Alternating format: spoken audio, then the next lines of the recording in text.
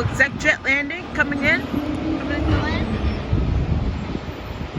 Coming in from Fort Lauderdale Executive Airport.